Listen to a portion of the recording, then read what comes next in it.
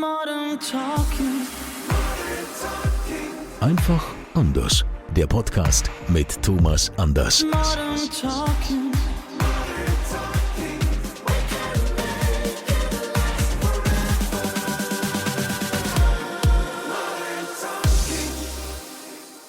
Willkommen im offiziellen Thomas Anders Podcast Modern Talking, einfach anders.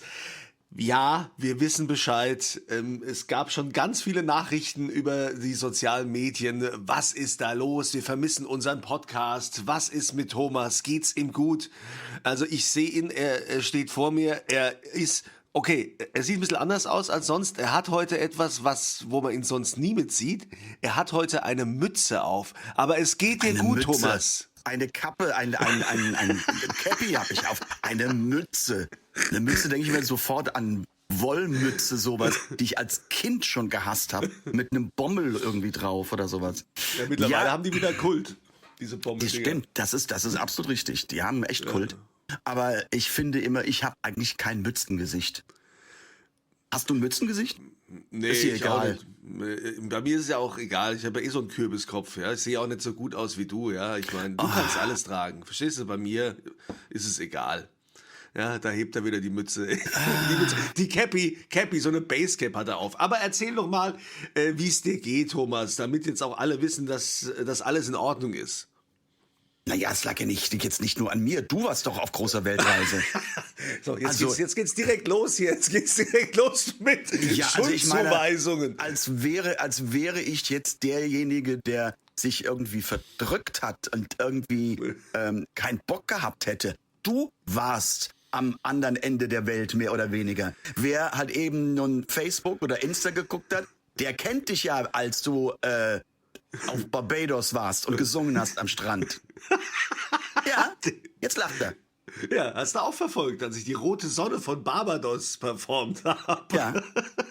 Was sagte eigentlich, ich glaube, meine Angestellte, die Tanja, sagte, der ist sich auch für nichts zu schade. Tja. Ja, da muss man einfach schmerzfrei sein. Also, ich meine, um jetzt mal alle zu beruhigen, es war einfach ein bisschen zeitlich. Der Thomas hatte ja auch zig Konzerte und wir gehen da auch gleich nochmal drauf ein. Es gibt ja auch eine große Tour. Dann deine ganzen neuen Alben mit 40 Jahre Modern Talking. Da läuft ja so viel im Hintergrund, 1000 Fernsehauftritte. Da werden wir also gleich nochmal drauf kommen. Aber ja, es war auch ein bisschen Urlaub dazwischen und ich habe mir das auch mal gegönnt. Beziehungsweise war das ja so, dass meine Frau unbedingt in die Karibik wollte. Ja, du weißt doch, Happy Wife, Happy Life. Ja, ich mach mir da ja ehrlich gesagt gar nichts draus. Also das ist so... Der bleibt lieber in der Palz. Ja, ich bleib lieber daheim, ich gehe lieber wandern und trinke eine Rieslingscholle oder weißt du, was gemütlich. Ich bin so der Heimatverbundene, der Bodenständige. Ja, ich muss da nicht groß weg. Ne? Also das heißt, die Leute, die irgendwie in die Karibik in Urlaub fahren, sind nicht bodenständig oder was? Ist das der Rückkehrschluss? Darf ich das so interpretieren? Ja, also ich meine, man kann das immer interpretieren, wie man das will. Nein, natürlich nicht, aber es ist einfach nicht so meine Welt, dieses da am Strand liegen. Klar, du siehst ja viel, es war ja so mit einer Kreuzfahrt verbunden und du hast dann ja viele Inseln gesehen, die auch früher mal jetzt schon krass, ne? Also es war ja alles Kolonialherrschaft, ne? Damals die eine Insel sind noch britisch geprägt, andere die Niederländer, dann Franzosen. St. Martin ist so eine Insel, die ist halb niederländisch und halb französisch. Ja? Also, oder hier Martinique, da bist du auf Martinique und das ist Frankreich. Das ist EU. Tja. Ja. Ja, ich meine, das ist schon hochinteressant. Ich sag mal so, dasselbe hat man so ein bisschen auch unten bei Mauritius. Die Nachbarinsel von Mauritius ist Réunion und du bist in der EU. Das ist Frankreich. Also da kannst du mit dem Reisepass hin. Nach Mauritius jetzt nicht. Aber das sind einfach noch die Nachwirkungen unserer kolonialen Zeiten. So muss man es sehen. Ja, also das war schon spannend zu sehen, aber am Ende ist es doch immer wieder Strand, Schnorcheln, Sand, Sonne. Ja. Also sag mal so, ich bin auch nicht so der Strandtyp. Also man wird mich auf Ibiza eigentlich nie so am Strand sehen, weil ich das auch nicht irgendwie so da einfach hinlegen und in der Sonne rumgrillen, das finde ich auch ein bisschen nervtötend. Aber ansonsten mag ich schon mal ganz gerne so Inselfeeling. Sonst wäre ich ja nicht auf Ibiza. Ja, aber auch die Fliegerei, 10 Stunden Flug, ja, das hat mich auch ist schon doch nix. gekillt. Das ist doch nix. Doch nix. Was war das längste, was du bisher schon mal geflogen bist? Am Moment, wo war ich? Das längste, was ich geflogen bin, das war bis nach Santiago de Chile. Das war damals noch, es gab damals noch eine Verbindung mit der Lufthansa. Die gibt's heute nicht mehr. Und das waren insgesamt mit zweimal Umsteigen, das weiß ich noch. Ich glaube, das waren 21 Stunden Anreise. Krass. Das geht von Frankfurt nach Rio. Dann geht es entweder Buenos Aires oder Sao Paulo. Und dann von Sao Paulo nach Santiago de Chile. Ja, aber Australien ist doch länger. Warst du nicht schon einmal in Australien? Nee, ich war noch nie, aus diesem Grund war ich auch noch nie in Australien, weil das ist echt lang. Also, ja. Also ich mache mir schon wie gesagt, ab 5 Stunden ins Höschen, das ist für mich so gar nichts. Aber sei es drum, ja, war schön, auch mit der Familie, dass sie das jetzt alles mal gesehen haben. Ne? so. Meine Frau sagt ja auch immer, am Ende zählen doch die gemeinsamen Erlebnisse, die man hatte, auch als Familie, weil das kann dir ja keiner mehr nehmen. Ne? Also kann ich auch nur jedem empfehlen, ja, dass man das mal zusammen gemacht hat. Was aber, das wird dir bestimmt auch dann aufgefallen sein. Ich meine, wenn du mal dann von zu Hause weg bist, und ich bin ja relativ oft von zu Hause weg, kann ich mein Zuhause unheimlich gut genießen.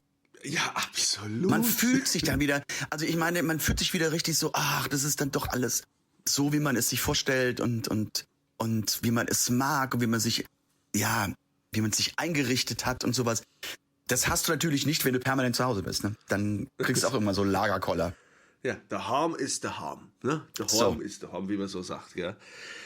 Jetzt habe ich ja auch gesehen, du hattest jetzt gerade letztens wieder einen Fernsehauftritt mit Beatrice Egli. Du warst in der Beatrice Egli Show und ihr habt Sherry Sherry Lady im Duett gesungen und das war so halb auf Deutsch.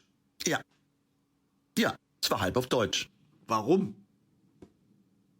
Naja, weil man muss ja vorne sehen, Beatrice ist ja mal grundsätzlich eine deutschsprachige Künstlerin. Dann haben wir mit der Redaktion besprochen, was können wir machen, weil sie auf jeden Fall einen Modern Talking Titel von mir haben wollten. Und dann sagten wir nur, also wenn ich sage wir, ist das Christian Geller und ich. Sagten wir, Sein Produzent. Also, ja, wer es jetzt noch nicht kapiert hat, ja, oder es gibt ja Leute, die ganz neu dabei sind, ja. Deshalb ist es immer wichtig, die auch mitzunehmen, Thomas. Ne? Also von daher, okay, ein Produzent und du, ihr habt dann gesagt, ihr macht das. Ja, aber für mich war das in einer gewissen Weise, sag ich mal so, es ist jetzt natürlich nichts Neues, wenn ich dann jetzt einen aktuellen Titel singe aus dem ersten Album, was ich nun veröffentlicht habe, von Modern Talking und mache dann einen Modern Talking Hit. Und dann spinnt man so ein bisschen rum und dann kam man dazu und sagte, warum machen wir nicht einfach die Hälfte mal mit einem deutschen Text und die Beatrice singt es mit mir und dann eben im Chorus, im Refrain machen wir es auf Englisch. Und das hat ja super funktioniert. Ja. Ja. Ja, also das mag ja auch sein. Also mit Sicherheit finden das auch ganz viele toll. Ich tue mir da immer so ein bisschen schwer. Das hat jetzt aber nichts mit dir zu tun, sondern ich finde das immer schwierig, wenn man Songs, die man jahrzehntelang kennt, auf Englisch, wenn die dann so ein bisschen eingedeutscht werden. Ne? Ich finde ja auch ganz schlimm, finde ich hier dieses Stumble It In, was dein Freund Florian Silbereisen zusammen mit Helene Fischer gemacht hat. Gut, da war auch die Produktion, klang auch nicht so gut. Es klang so ein bisschen Billow-mäßig vom Sound her. Aber ich mag das einfach nicht. Aber dieser deutsche Titel ist doch auch ein Cover. Das gab es doch damals in den 70ern auch schon. Es ist jetzt nicht neu gemacht von denen, sondern das hat damals gesungen, glaube ich, Marion Merz und...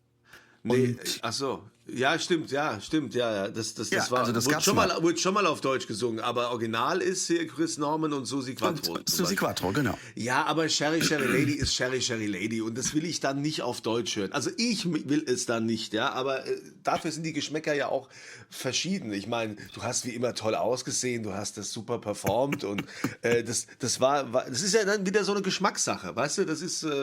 Warst du eigentlich schon zu Hause von deinem Barbados? Oder warst du da noch im Urlaub? Du hast es doch gar nicht gesehen, oder wie? Wie? Was nicht gesehen? Natürlich habe ich es gesehen. Ja, hast du es im Fernsehen gesehen? Nein, ich habe es nicht im Fernsehen gesehen, sondern ich habe auf Social Media den Mitschnitt gesehen, den Clip, wie du das performt hast, ja. Okay.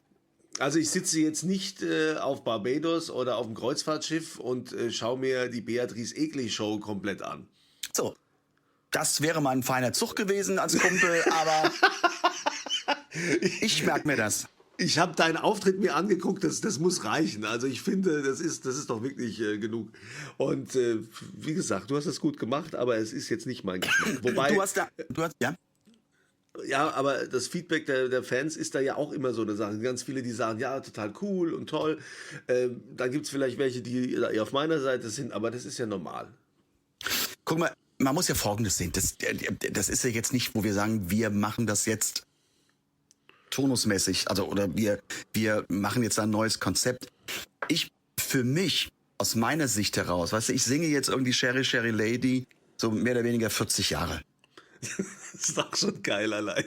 Ja, Allein und dann ist diese es einfach auch, Tatsache. dann ist es auch für mich mal interessant, halt eben eine andere Version davon zu singen. Ist doch logisch. Ja, okay, Okay. ja klar. Okay, gut verstanden. Hauptsache, der Song ist noch der Song. Ich glaube, es gab ja oft auch Künstler, die irgendwann gedacht haben, sie müssen sich neu erfinden. Die dann zum Beispiel auch völlig so kontra ihrer Vergangenheit waren, die so gesagt haben, oh, alles, was ich früher gemacht habe, das war nichts, ich bin jetzt ein anderer, ich bin jetzt neu und völlig neue Songs, die sind damit ja gnadenlos gescheitert, weil zum Beispiel auf Konzerten oder wo auch immer wollen natürlich die Fans diese Songs hören, mit denen der Künstler groß geworden ist und jetzt nicht, und weil er gerade eine Phase hat, dass er sagt, ich spiele jetzt nur noch Jazz, was weiß ich. Also da gab es ja genug, die das so probiert haben. Also, Habe ich ja auch mal gemacht. Wenn du jetzt ein Konzert machst ohne You're My Heart, You're My Soul, weiß ich nicht. Würde ich ja nicht. Ja, Also willst du nicht, genau. Das wird keiner wollen. weil ja, ich finde das wirklich, ich kenne solche Kollegen, die irgendwie mit einem Hit groß geworden sind und sich dann im Grunde davon distanzieren und sagen, ich will den aber nicht mehr singen, weil ich mich zu etwas anderem berufen fühle.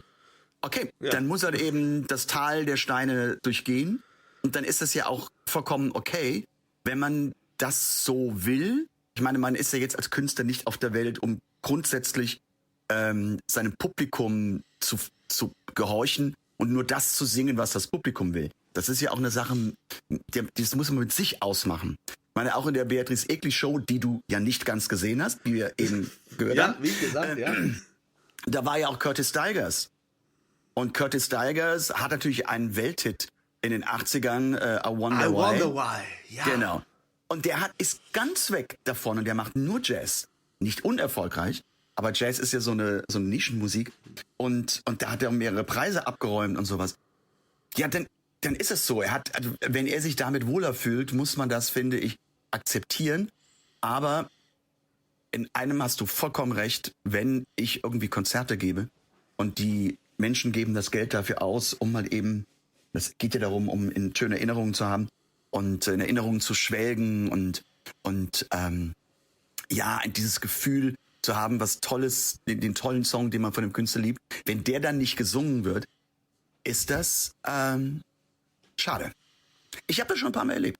Also da war ich auch definitiv enttäuscht, dass das so war, weil man sich sagt, warum singt der jetzt diesen Song nicht? Wobei man wiederum auch sagen muss, das ist in der Tat so, ist mir auch schon passiert, dass ich in Spanien Konzerte gegeben habe und die Leute kamen danach zu mir und haben gesagt, warum ich nicht Just We Two, also von Modern Talking, Mona Lisa gesungen habe. Und da habe ich gesagt, warum? Ich meine, das war ein Titel auf dem Album. Was ich nicht wusste, das war eine Nummer 1 in Spanien. Nein!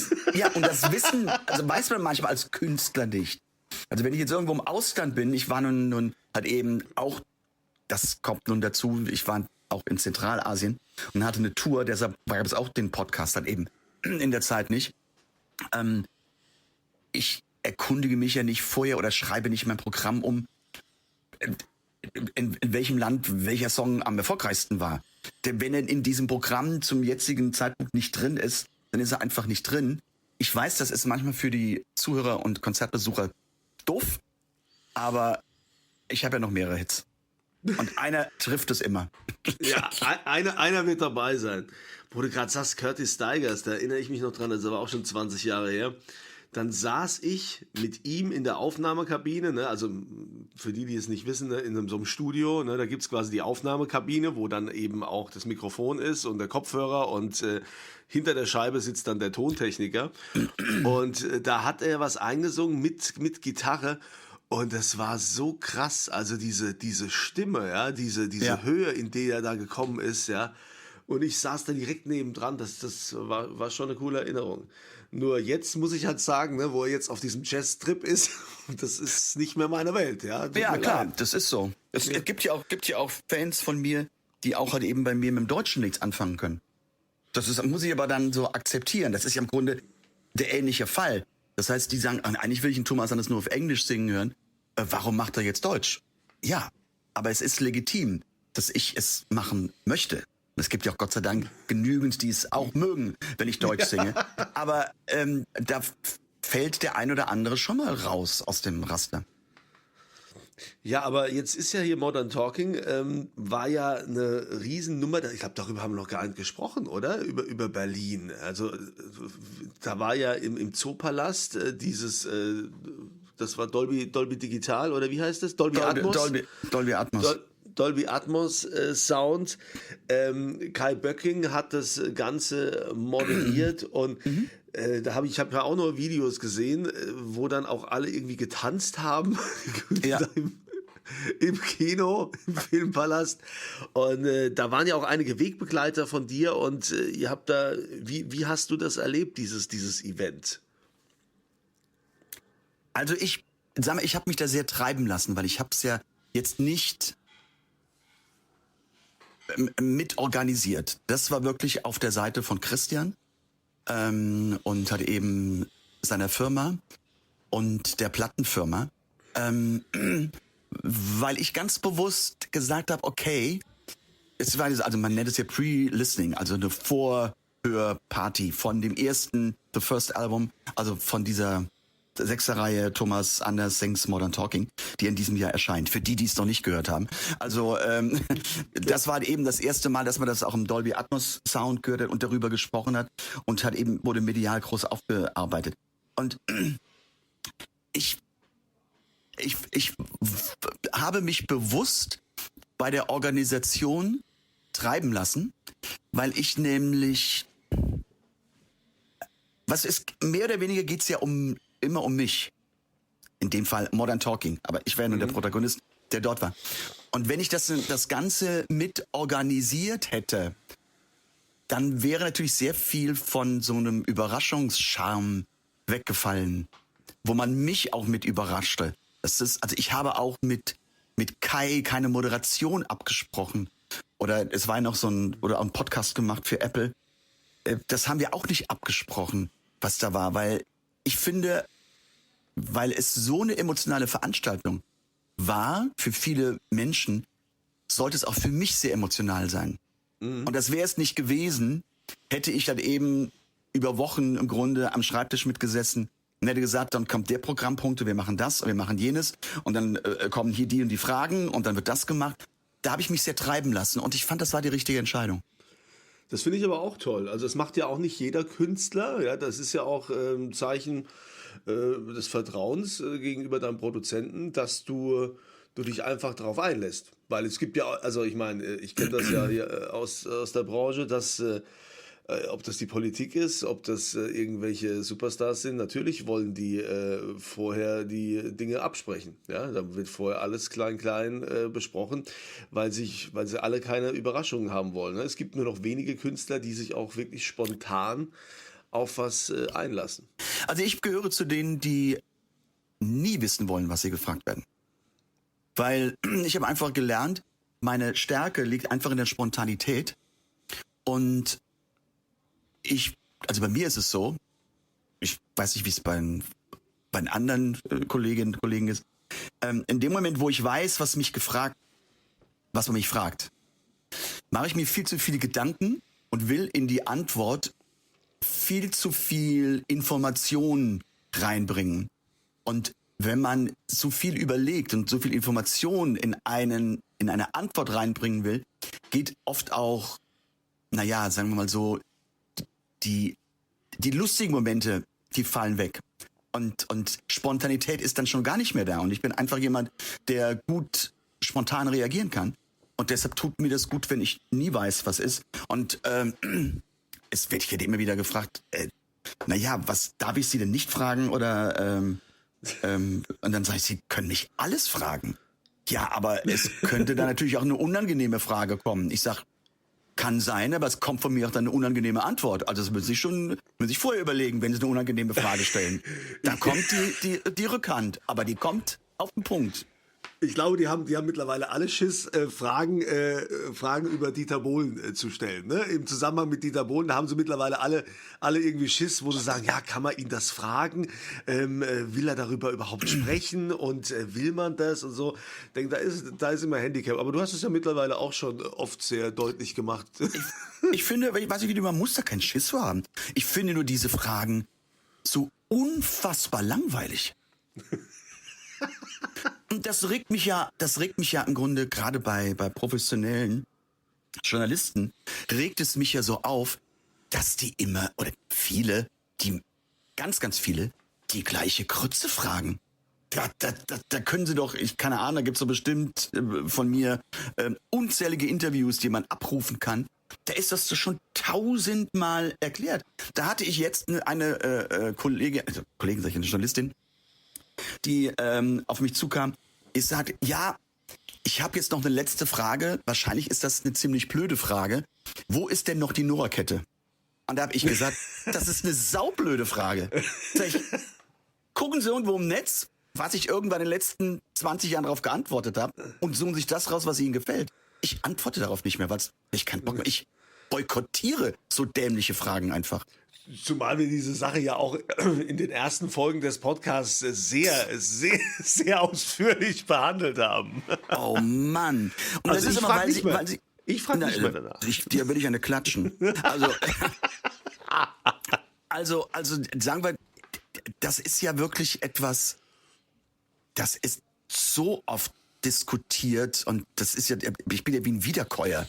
Das ist ja immer wieder das Gleiche, was da gesagt wird. Und was mich daran ärgert, das ist einfach, und da bin ich jetzt mal, ein bisschen, unterstelle ich jetzt einfach was, dass viele von diesen Journalisten einfach bequem sind. Und einfach sich gute Fragen auszudenken, kostet Zeit. Und wenn ich einfach ich merke sofort, wenn halt eben Journalistinnen und Journalisten kommen und die haben vorher Wikipedia angeguckt.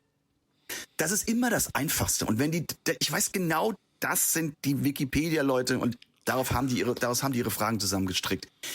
Das ist aber jetzt kein gut gemachter Job. Weil wenn ich ein Journalist bin, der seine Sachen gut machen will, überlege ich mir was anderes. Und im Rahmen meiner Promo, die ich jetzt für das Album gemacht habe, hatte ich ja sehr, sehr viele Interviews gegeben. Und da waren wirklich ein paar sehr, sehr gute Frager dabei, die toll gefragt haben. Und das macht dann mir auch wiederum viel mehr Spaß. Verstehst du mal, auf was zu antworten, was ich dir schon 1000-mal in der 10.000. Talkshow abgekaut habe. Ich frage mich da manchmal auch, also, naja. Ja gut, ich meine, man kann das Rad jetzt auch nicht neu erfinden. Gott sei Dank bist du ja einer, der so rührig ist, wo man natürlich schon ganz viele Punkte hat, also Angriffspunkte klingt jetzt blöd, aber Punkte, wo man ansetzen kann, weil du ja dich im Laufe deiner Karriere immer wieder neu erfunden hast oder sagen wir weiterentwickelt hast. Und auch diese 40 Jahre Modern Talking ist ja auch eine krasse Weiterentwicklung. Also diese Alben, dieser Sound, das ist schon groß. Also und natürlich hast du dich ja auch als Mensch weiterentwickelt. Klar, du musst den Journalisten und vielen auch die Vorlage lassen und gönnen. Ich meine, was bist du da auch damals da rumgelaufen mit dieser Nora-Kette? Ja, das war ja auch so, du bist da ja ganz selbstbewusst damit aufgetreten überall und hast es gemacht. Ja, also das gehört auch zu deinem Leben dazu. Klar, das ist ein Teil meiner Vita. Aber wenn man dann, und da will ich nicht untertreiben, bestimmt zum 300. Mal gefragt wird, gibt es die Nora-Kette noch? Und wo liegt die denn? Ja, ich meine, Doofkopf, hör dir das an, die Frage kannst du dir selber beantworten. Warum fragst du das mich? Ich habe es 300 Mal Minimum schon beantwortet, wo sie liegt. Und dann ist es doch auch mal gut. Was ich denke immer, mit dieser Frage hätte man eine viel intelligentere Frage stellen können. Ja, aber es bedient Ja, halt jetzt kommt der Klischee. Radiomoderator kommt jetzt durch. Weißt du, wenn ich bei dir in der Sendung bin, und ich weiß es jetzt schon, also wenn ich bei dir in der Sendung bin und die letzte Frage, sag mal, wo ist denn die Nummer? Dann flatscht. Das sag ich, dann flatscht. Aber wär ich sowas von. Da bin ich der Erste, der es schafft, Thomas Anders mal komplett aus der Fassung zu bringen, weil das hat bisher irgendwie keiner geschafft. Das ist ja auch so ein großes Plus. Ne? Man kann dich vielleicht noch so ärgern oder es kann dich innerlich noch so ärgern, man würde es dir nicht anmerken. Du lässt das überhaupt nicht zu, dass du irgendwie mal wütend bist oder dass du völlig eskalierst. Das würdest du nie tun in der Öffentlichkeit. Nee, also da habe ich mich zu sehr im Griff. Also das gut, ist schon mal passiert, dass ich kann auch ausrasten. Frag mal meine Tontechniker oder irgendwelche Leute, wenn irgendwas, dann ist meine Frau sagt immer, wenn er schwarze Augen kriegt, wechsel den Raum. Ganz schnell. Schwarze Auge. Nein, aber man merkt es mir schon an, man merkt mir in der Tat an, wenn ich in der Interviewsituation bin und ich fühle mich total gelangweilt. Also, dann merkt man, dann mache ich auch zu. Dann antworte ich auch ziemlich kurz nach dem Motto, lieber Gott, lass die Scheiße hier schnell vorbei sein. Weil es bringt doch keinem was, dass ich jetzt da rumsitze und ja. Was soll's. Ich habe ja jetzt bald wieder eine Talkshow. Bin ja am 9. Mai im Riverboat. Und obwohl ich ja gerne hingehe, die sind immer sehr nett. Die meisten sind auch nett, aber manchmal kommen wirklich banale Fragen, wo ich denke, wo will mein Gegenüber jetzt eigentlich hin? Wo geht hier die Reise hin? Und Das hat ihm der Redakteur einfach so aufgeschrieben. Das weiß er, glaube ich, selbst nicht. Manchmal ist das so. Ja. naja, aber ich sag dir in der Tat Folgendes. Es gibt ja immer Vorgespräche, ja? Es gibt ja immer Vorgespräche aus der Redaktion. Und da besprechen die mit mir die Themen, die sie ansprechen wollen in der Sendung. Und ich sage dir ganz ehrlich, in 8 von 10 Fällen kommt kein einziges Themengebiet, was wir eine Woche vorher am Telefon besprochen haben, in dieser Sendung zu tragen. Das ist einfach nur, ich habe oft schon hier zu meinem PR-Management gesagt, ich habe keinen Bock mehr, das irgendwie zu machen. Das ist doch vollkommen wurscht. Die sollen sich doch was ausdenken. Mir fällt doch auf jede Kackfrage irgendwas ein. Das ist doch vollkommen egal.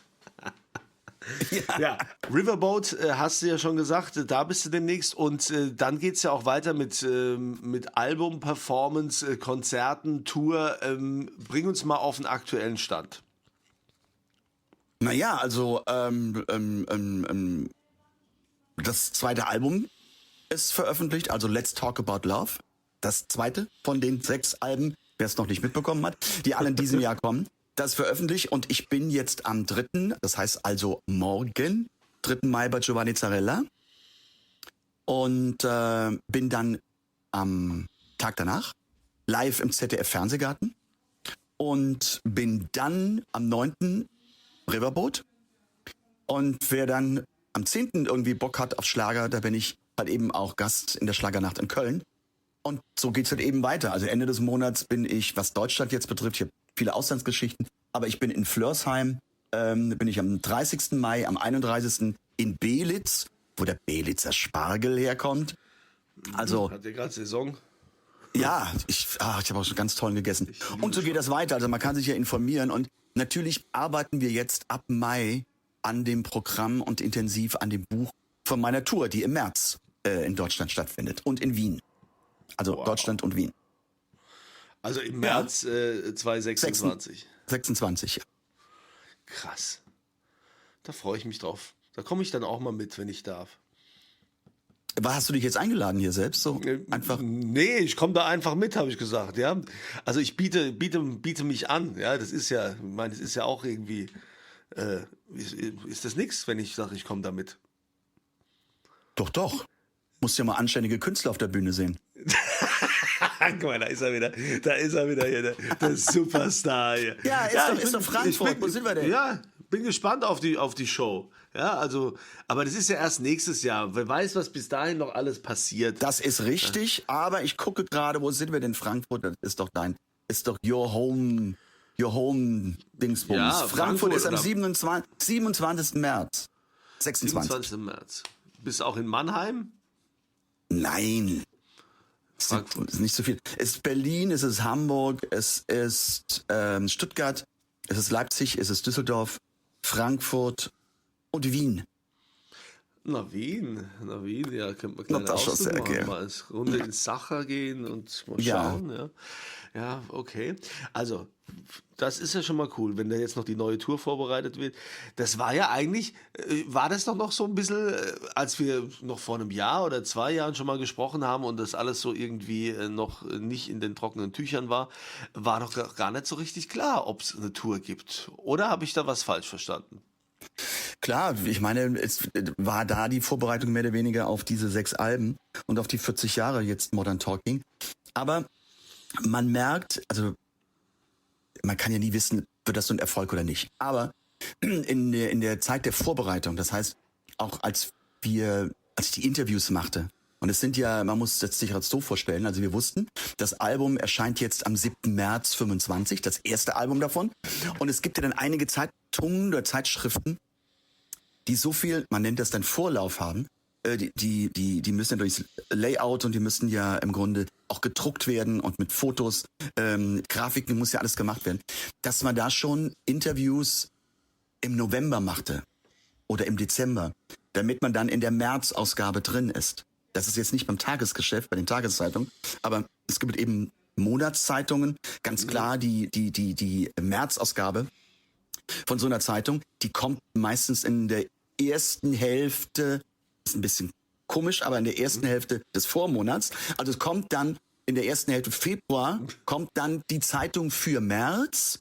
Das hat einfach auch mit Marketing und mit Verkaufsgrößen zu tun, dass halt eben der Kunde, der sich halt eben für Zeitungen interessiert oder das sieht, den ganzen Februar mehr oder weniger ein neues Heft kauft für den kommenden Monat. Wenn das erst im März veröffentlicht würde, dann denkt wieder, das ist ja schon die alte, wir gehen ja schon auf den April zu. Also deshalb hat man das so ein bisschen gedreht. Und es ist ja, also es ist aber verständlich, dass dafür schon im November die Interviews gegeben werden. Weil dann müssen die durchgelesen werden, dann ist halt eben Weihnachten, man kalkuliert das sofort mit ein. Und das geht dann natürlich direkt schon Mitte Januar in den Druck. Das ist ja nicht so viel. Also, was ich sagen wollte, im Vorfeld haben wir schon gemerkt, da ist Interesse da. Also, da zuckt sowas. Da ist etwas, was Spaß macht. Die Leute haben Interesse auf dieses Projekt. Und ja, ich meine, dass wir dann oder ich dann mit auf Platz 5 eingestiegen bin in den Charts, das war ja auch nicht zu kalkulieren. Sagen wir mal so, ich hätte mir auf jeden Fall Top 10 gewünscht, aber es hätte ja genauso gut sein können, dass ich irgendwie Platz 27 gehabt hätte. Aber nein, es läuft einfach gut und alle Vorbestellungen sind top. Und dass wir dann eben, dass halt eben Konzertveranstalter auf mich zugekommen sind, wo wir sagten, okay, dann trauen wir uns auch eine Tour zu machen. Und ich glaube auch, dass die erfolgreich wird, weil irgendwann jetzt in ein paar Wochen gehen wir da mit der Fernsehwerbung los über das ganze Jahr. Bis Ende des Jahres. Und es kommen ja immer wieder Fernsehsendungen, wo ich halt eben auch mit Produkten, also mit Songs aus den kommenden Alben präsentiere. Wahnsinn. Also da ist richtig was los bei dir, ja? Und das mit Anfang Ja. 60, ja? Da geht richtig was bei dir. Also Was soll das denn jetzt heißen? Ja, nee, das ist toll einfach. Ja, das ist ja so, wo andere eher sagen, naja, sie gehen jetzt langsam mal hier Richtung Rente, ja, weil bei dir, du bist mitten in deiner Blüte. Ja, das sage ich aus voller Bewunderung. Wirklich, das ist toll. Ja, solange es Spaß macht.